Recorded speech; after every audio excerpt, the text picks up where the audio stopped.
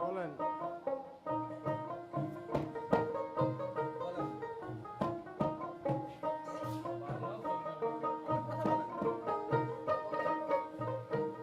আমরা একাত্রিত হয়েছিলাম এই সঙ্গে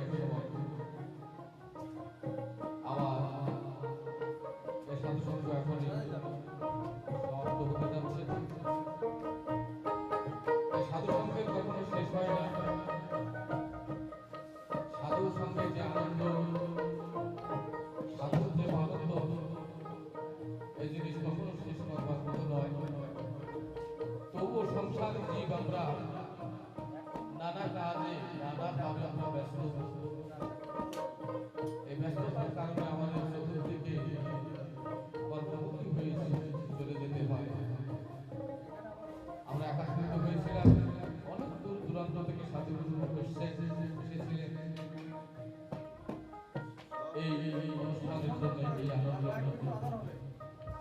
তো সেই আনন্দের শেষ হয়ে গেল। এখনই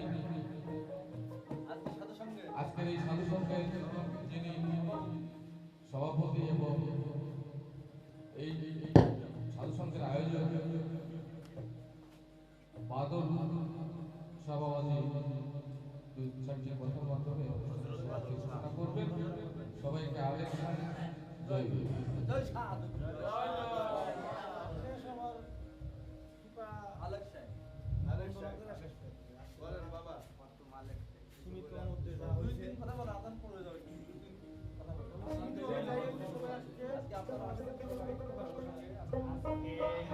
আমাদের অনেক দিনের ইচ্ছা ছিল যে সাইজিয়ারের প্রাঙ্গণে আমরা একটা সাধু সংঘ আয়োজন করবো।